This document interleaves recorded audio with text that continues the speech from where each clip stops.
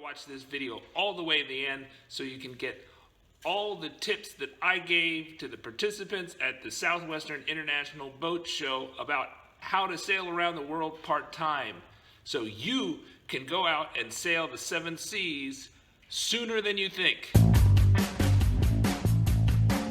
You will get all the best tips from my research put in my book, How to Sail Around the World Part-Time, available on Amazon exclusively. So I hope you enjoy the talk that I'm giving on how to sail around the world part-time here at the Houston Boat Show, the Southwest International Boat Show right out of Houston, Texas, in League City off the Clear Lake. Take a moment to subscribe and hit the bell notifications so you can learn when all our around the world vlogs and other sailing videos are released. This is how to sail around the world part-time. Sophie and Janna are in the back, and I also sail with my dog Daly and some volunteer crew. My day job is, which pays the bill for everything, being a professor. The YouTube channel you can check out, you can see our Around the World vlog series.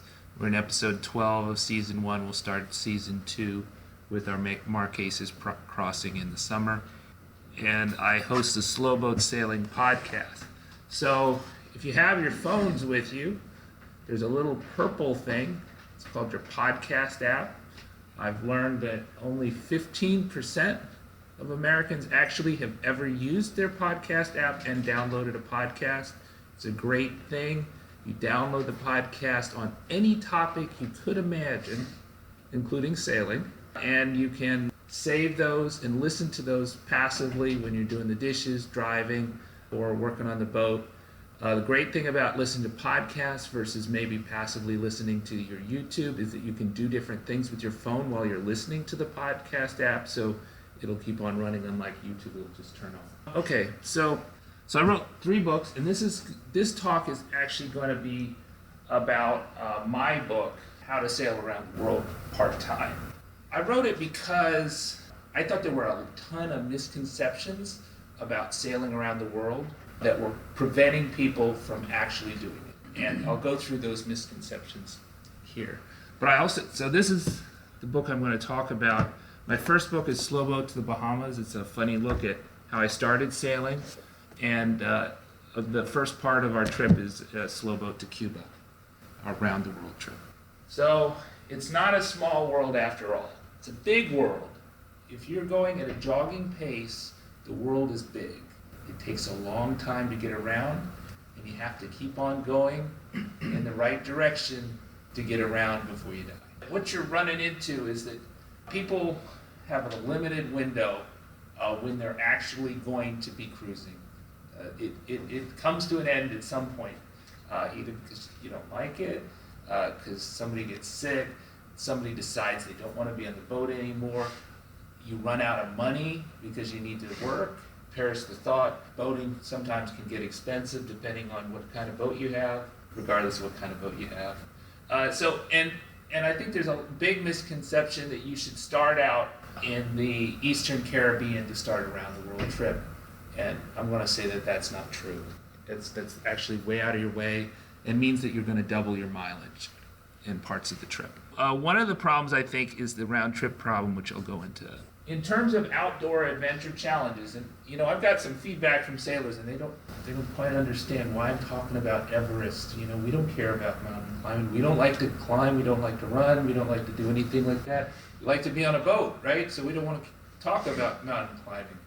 But if you talk about the outdoor adventure challenges that amateurs do, and they do successfully, that are really rare, I think you have to compare sailing around the world to like climbing Mount Everest. So there were 658 summits of Mount Everest in 2013.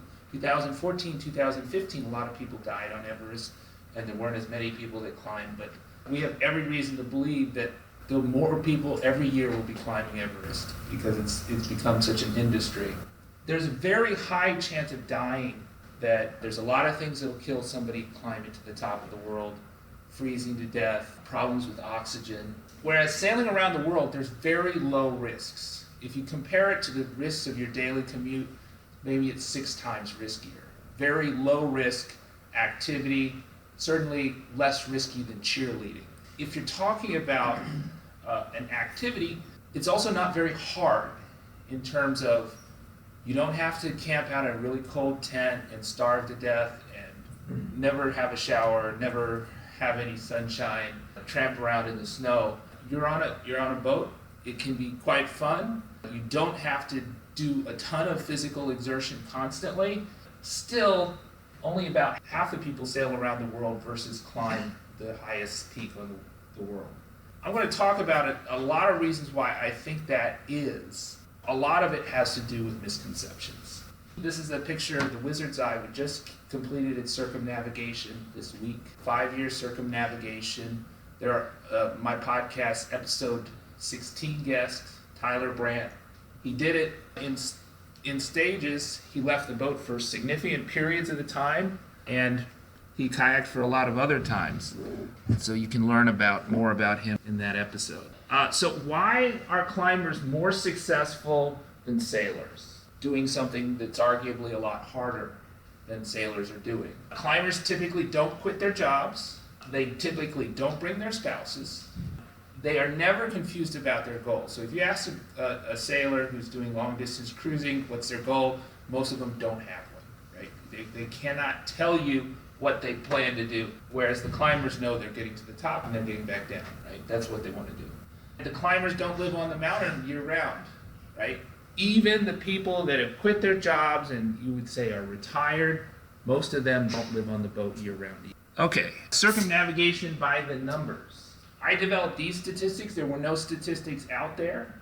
I used a latitude 38 list to find out how long the typical successful circumnavigation was. And it was 5 to 6 years. 57% of them were couples, which is much less than Bahamas cruisers. There were a lot more solo sailors in that group. That doesn't mean that they were necessarily never had crew, but maybe only one person was on the boat the whole time. If you're talking about the World Arc route, that's about 26,000 nautical miles. So my episode 2-3 guest said on my podcast he wanted to sail around the world, right? And he was going to do it in 5 years. But the first year, he went 2,000 miles. Second year, he went a few hundred miles. Well, the math's not going to work out. If you plan to sail around the world, you have to get the miles. And you have to get the miles in the right direction.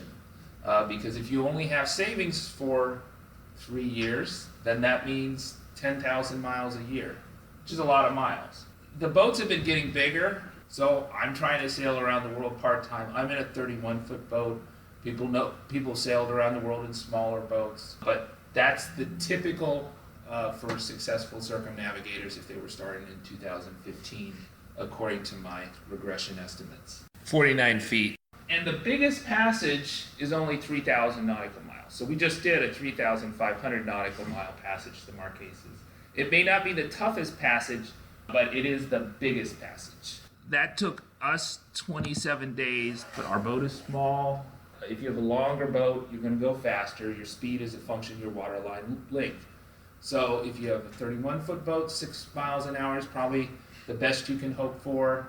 If you have a 50-foot boat, maybe 7 to 8. All right, the season. So one of the big things that I think you need to think about when you're kind of planning it all out. So there's only one part of the world where the hurricane season is during the North American summer, and that's in the Caribbean. The rest of the circumnavigation route, the seasons are switched, or there are no hurricane seasons. So if you're in the kind of the doldrums, there's no hurricane seasons. There are parts of the Pacific where there are no hurricane seasons. So I sailed to the Marquesas in December because there are no hurricanes in that section of the Pacific all year round.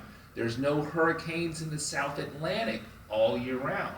Most of the time, 80% of the time, 2/3 of the time, you'll be in the November to April to May cyclone season. About 15% of the time, you'll be in a part of the world where there's no cyclone or hurricane season. And then the rest of the time, you're in the Caribbean, in the Gulf Coast, if you're coming from the U.S., right? So my goal for last summer was to just get to Panama where there's no hurricanes. There's no hurricanes that ever hit Panama. And so if I got there early enough in the hurricane season, my hurricane risk was really low. So my goal was to get there before July 1st. We got there a couple weeks early. And we only left. So all the things in yellow, right, all the stops in yellow, these are Southern Hemisphere stops on the trade wind circumnavigation route that are subject to the November to May cyclone season. So you want to sail from May to October, right? So those are the only months that people want to do ocean passages, because you don't want to be sailing when a tropical storm could develop. You know, I'll say one thing. I don't have a slide on it, but one misconception is that it's really hard to do a circumnavigation now because of the piracy in the Red Sea. And I think that's wrong. I've read a lot of circumnavigators' accounts who went through the Mediterranean, went through the Red Sea, and went through the Suez Canal. And that was often one of their toughest parts. Going through the Red Sea is all upwind if you're going in this direction. There's a lot of ship traffic. There's no friendly shores. There's no places you can actually go ashore and get supplies. And it's way out of your way. It's way out of your way. So, you know, you start out here and go way up here. That's adding a lot of miles versus the Cape of Good Hope route. The Hiscocks made this movie called Beyond the Western Horizon. And Beyond the Western Horizon, they said, we decided to go the hard way. We went through the Suez Canal. And their highest winds were in the Mediterranean. They had 90-mile-an-hour winds on the island of Rhodes in the Mediterranean, Greece. Okay, so if we're looking at the world circumnavigation route, where are all the boats? Just did the Bahamas seminar yesterday about our trip to the Bahamas. 19,000 boats, 18,000 boats in 2010 visited there. Trinidad is in the Eastern Caribbean. About 14,000 boats visited there. I would expect more than those numbers because not all boats go to Trinidad, so a lot of them. I would like numbers from St. Martin, but Jimmy Cornell doesn't give us those numbers. Then we get to Tahiti. So people from the West Coast go to Tahiti, and that's kind of their first stop on or the French Polynesia is kind of the West Coast people's first stop on the global circumnavigation route, right? So all that going down the coast, going down Mexico, that's extra miles, right? But that's their home port, so that they're going to move from their home port. So they're really not on the route until they get to Tahiti. So there's actually fewer people going through the Panama Canal from the east to west than there are landing in Tahiti, foreign boats. And the Trinidad numbers are not charter boats, they're just foreign boats. And then Australia, the numbers halve. And then if you get past Australia, the number's third, right? So a lot of people, give up before they get to Australia. A lot of people, or maybe they never plan to, but a lot of people give up when they get to Australia, right? So I talk about in the book about Martin Lane Smith, who did a podcast before me, Podcast Away, his experience crossing the Pacific and selling his boat in Australia in the book. And so really, the number of boats doing a circumnavigation, probably the best estimate is 150, right? The people going through Cape Town or St. Helena or Mauritius. So if you want to see where those places are in the map. So this is Mauritius around here, and then St. Helena is up here in the Atlantic. Okay, so one of the things that really hinders cruisers is the round trip problem. I really saw that when I did the Bahamas trip, because I did the round trip.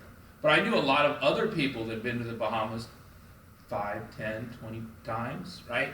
They've been doing the round trips for years. They had tons of sea miles. But they kept on going from their home in the U.S. by boat or Canada to the tropics, and then coming back from the tropics at the end of the season and increasing their miles. Martin Lane Smith did the same thing. He kept on going to the tropics in the South Pacific, and he kept on going back to Australia year after year. Just kept on adding up his miles, adding up the time he was on the boat, right?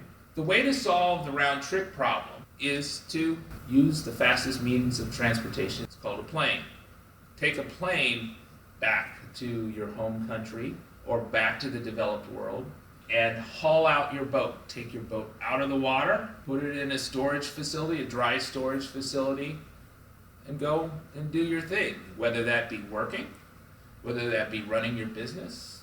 If you're retired, go visit your grandkids or enjoy being in the developed world and not in the tropics, where it's hot, hard to get stuff, and all those other hassles. I think one of the biggest out of the way stops that people make is New Zealand, and it's one of the most dangerous stops. You go to the Southern Ocean, the violent Southern Ocean. Gales are almost inevitable, so supposedly a gale runs through every 5 days. Takes you 7 days to do the passage. You do the math, you're going to get hit by a gale. I quote in the book, somebody that did the passage, and she said, well, the good part is we survived, and the bad part is we lived through. You probably will survive, but maybe your crew will say, I don't want to do this anymore after that. You visit New Zealand. So I recommend New Zealand's a beautiful place. Fly there. Charter a boat there if you want. Comfort in the off season. It is really hot during the cyclone hurricane seasons, right? So that was one of the things we realized when we were doing the Bahamas trip, right? We're in the Keys in April, really hot. We're in the tropics. It's very difficult to live on a boat without air conditioning. So what do? We got air conditioning. But then if you get air conditioning, then you're either running a generator or you're hooked up to a marina. You're not really cruising. You're spending all your time doing stuff to make yourself comfortable versus you could just be at home where you don't have to worry about the air conditioning. You don't have to worry about all the boat stuff. You don't have to worry about stuff breaking down. And the more time you spend in your boat, the more things break down. So that's one good reason why you should fly back. My current plan is to spend 3 months, 2 to 3 months every year on the boat, keep on moving it west, but keep my day job. I teach. But I think there's a lot of other people that could get a time off if they really wanted to. There's a lot of people that are retired that could not convince their spouse to live on a boat for 12 months of a year, but maybe they could convince them to live on a boat for 2 months to 6 months. Obviously, you get more money if you're not cruising all the time, right? You can have a job, especially if you didn't quit your job, right? If you didn't quit your job, then you would do a lot better if you worked 10 months of the year or 9 months of the year than if you totally quit your job and didn't have money for all that time you're working. And you'll find a lot of the famous full-time circumnavigators, full-time cruisers. In the off-season, they found odd jobs, right? But in this economy, that is not going to be very profitable. I think most people that are contemplating this would not want to wait tables, right? They would not want the low pay of a boatyard worker. That they get a lot more from their current occupation or their current business, and stepping away from it for a few months is a lot better than actually severing all ties, because the search costs are really high to get a good job, and you just can't get one year in and year out, right?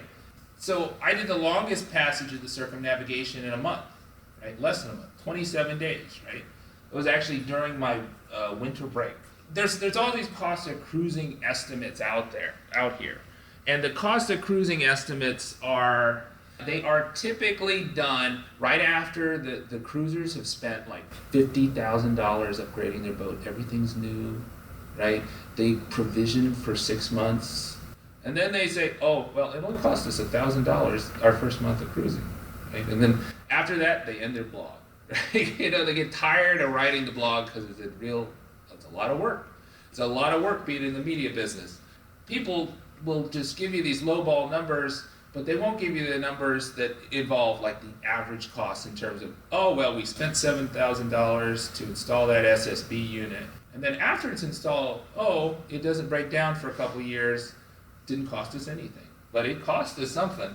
The other reason why you don't want to quit your job or sell your business is because the failure rates are so high. So I talk to a lot of people that go on tremendous, wonderful, awesome voyages. They do, and they are outstanding outliers in all respects, plus they have a huge following. But, most of them quit after 2 years. And so if you're doing a 5-year circumnavigation, That doesn't cut it.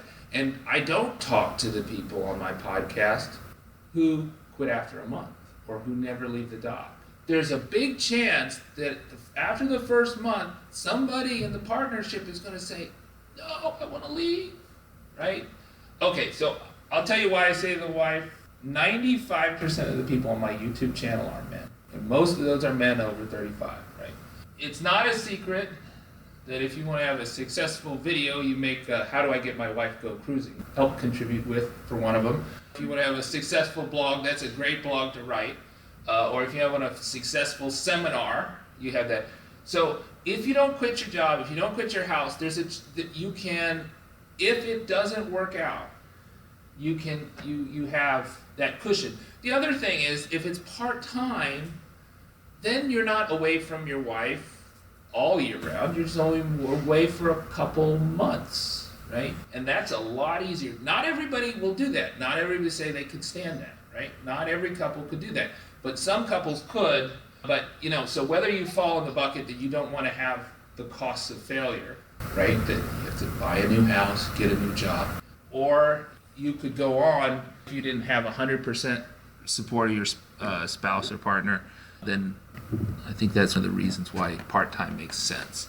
Now, I put this in. I think this is a really important thing. I do know the statistics, and the statistics are very low. So we went to the kids cruising seminar, which did not happen, and there were only 2 people that showed up anyways, besides us. But if you do have kids in school, I have nothing against homeschooling. Homeschooling is great. If you do homeschooling, that's wonderful. That fits right within the kind of cruising thing. So if that's what you do, then you're a good fit if you want to also go cruising. But I think there's a lot of people that would like to go cruising that have kids, are not 100% into the homeschooling. It's a lot of work. So I'm in the education profession. My parents taught kindergarten and high school. So there's a lot of very qualified people out there that the government is letting you use for free for educational services as part of your taxes that you're going to pay anyway, that don't make relatively high wages compared to the other people with similar backgrounds, that will teach your kids and allow you to work. But even if you put your kids in private school, right? So if your spouse has a job that makes her $60,000, she quits her job, goes to full-time homeschooling, and you don't have to pay $10,000 in private school, you're kind of $50,000 behind in terms of money. Maybe not in terms of experience, but in terms of money, you're behind. So that's why is kids in school important? Because North American summers, right? American summers are when the prime sailing season around the world is, right? So if you're in the South Pacific, there are no hurricanes, there are no cyclones during American summer. If you're in the South Atlantic, or if you're in the Indian Ocean, there are no cyclone seasons. So if you would like to have your whole family sailing with you during the summer, you can do it.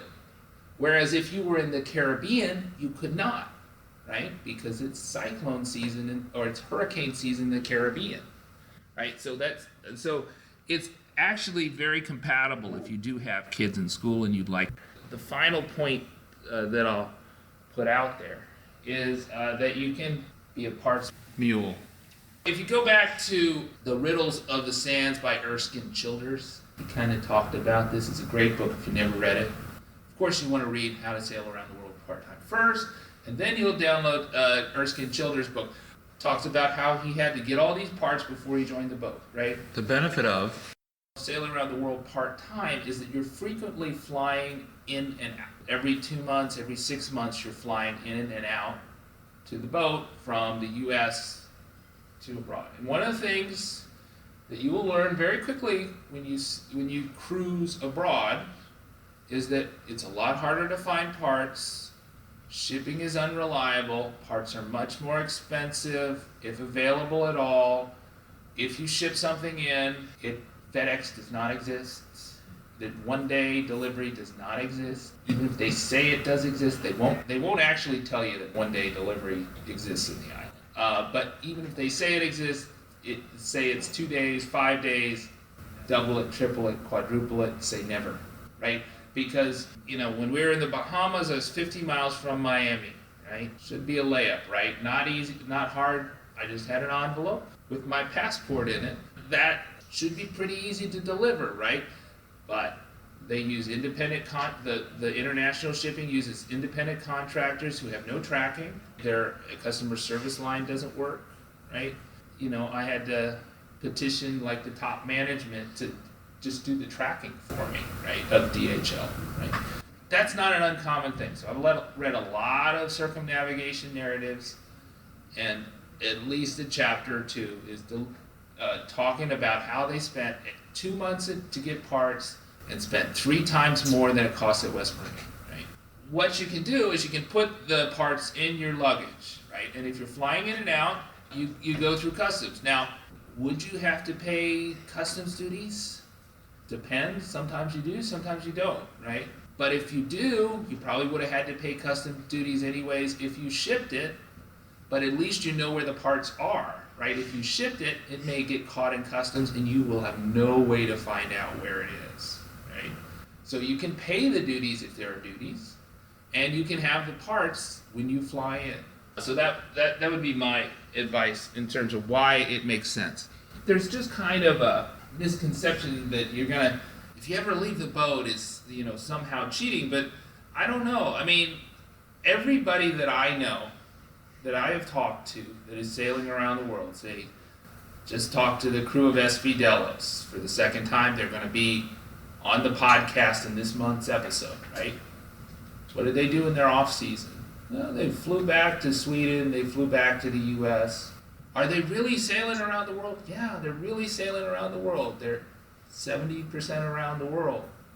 But they left the boat. Anytime you'd really walk off the boat, I guess you'd say that's not part of it. But I think it's that the boat made it there. We're not talking about solo, unassisted things. We're talking about a circumnavigation cruise.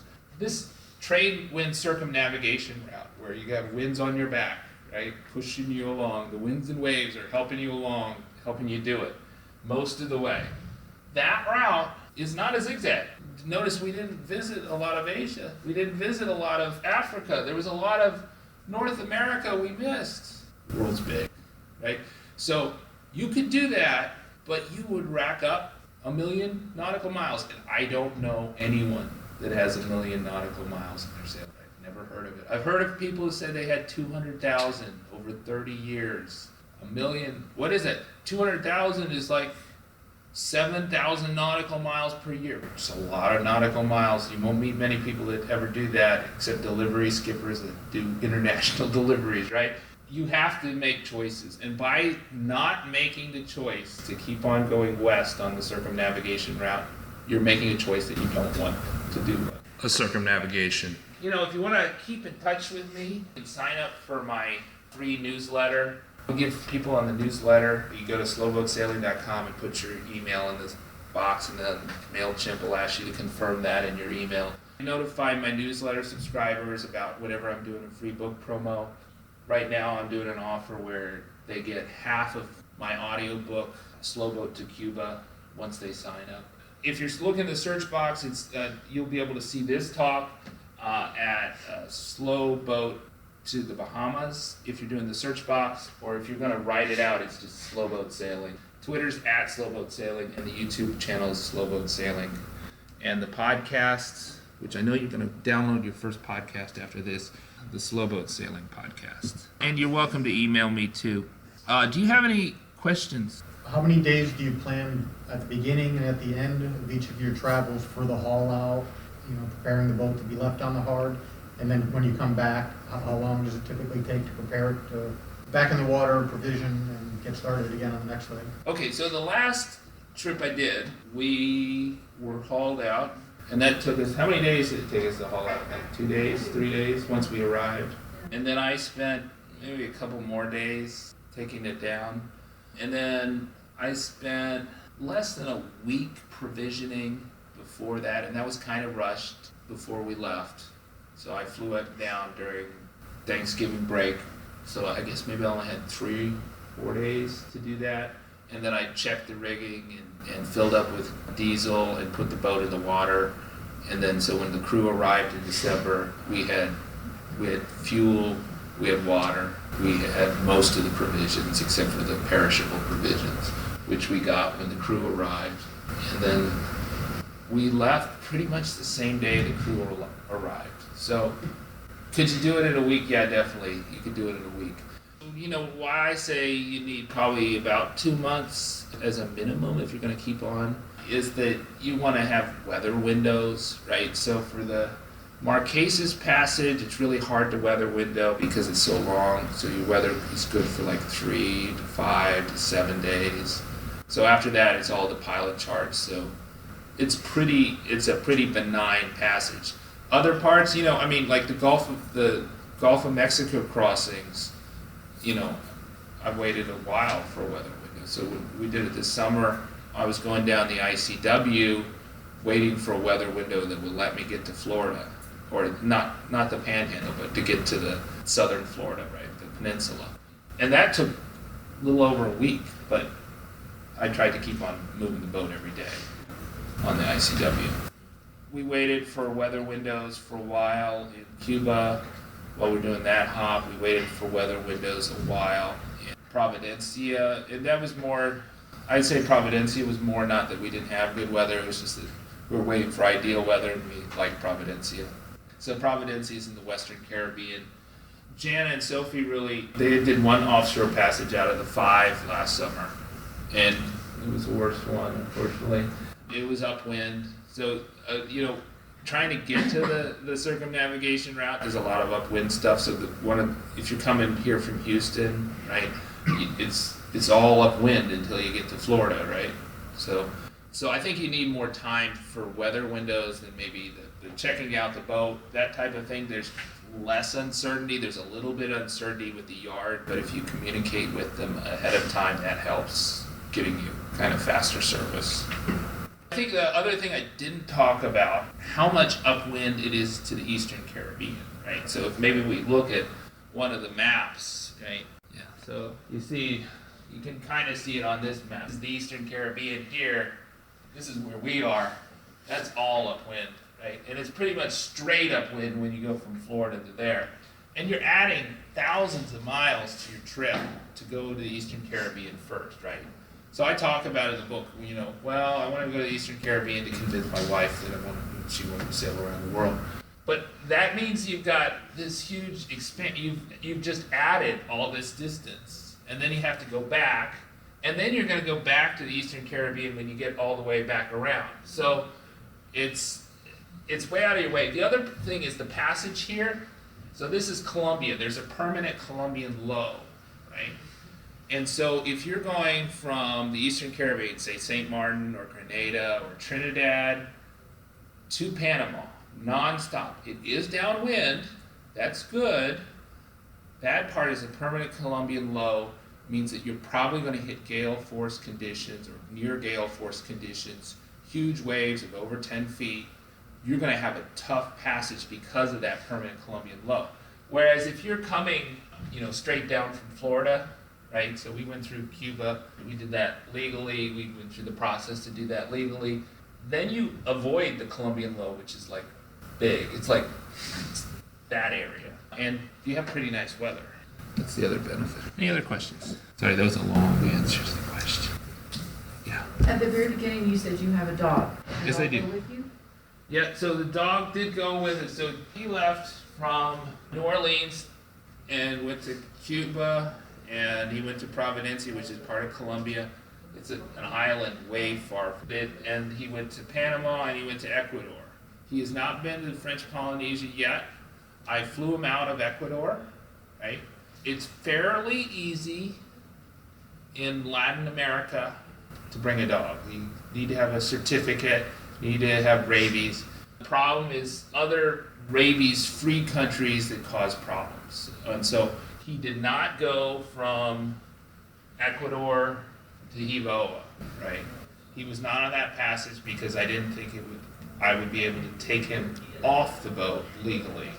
I knew somebody, Tash and Ryan from Chase's Story, who had done that And the only way you could do that was to go, you take your boat to Tahiti, have a month quarantine, and then fly them out.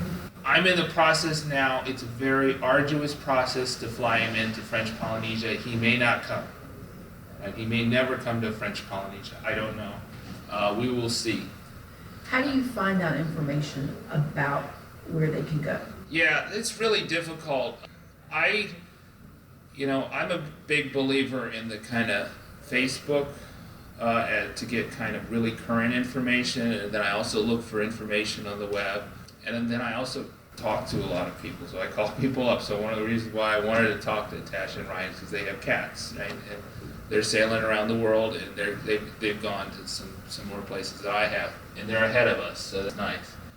Noon Sight is probably your first bet, right? You go to Noon Sight first, read what that is.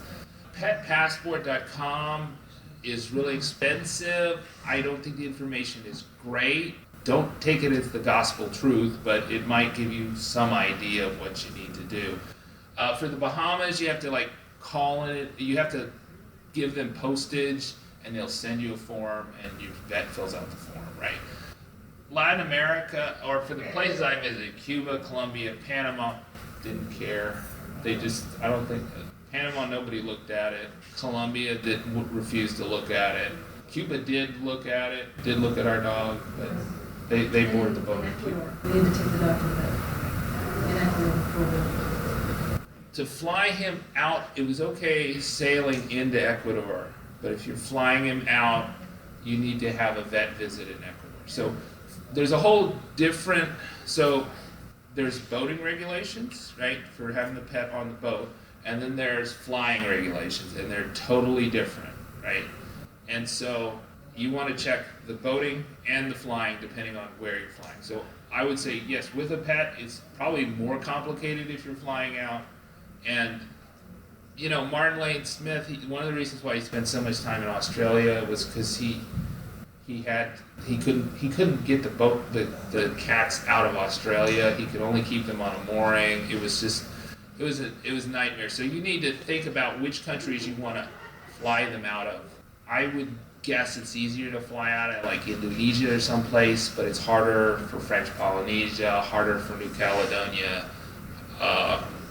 harder for Fiji maybe, So you kind of want to think strategically about the pets. You're going to be flying in and out. Janna does not sail with me most of the time, so if he wants to stay, he can stay at home, right? Except for when she visits, right? And then you go to doggy daycare. And I'm sure a month of doggy daycare may be cheaper than the vet visits. So. All right, so I'm supposed to leave. If you have any questions, just give me, and be happy to answer your questions. Thank you. I have both your boats. Oh, both awesome. Books. Oh, that's awesome. Saw your video with Annie when she did a boat tour with you. Have one will travel. Yeah, cool. So we told her we'd look at it later. She hadn't seen it. Cool.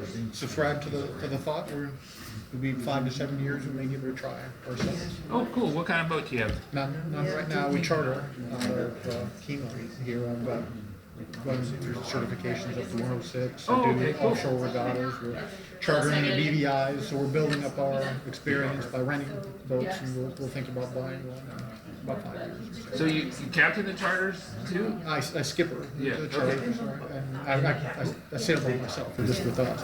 Okay, cool. All right, awesome. I was excited to see that you were on the schedule for it. It's the reason we came out today. Well, that's awesome to meet you. It's a rare thing to meet somebody that's actually read my book. I doubt that. I haven't historically done the podcast. I will check it out.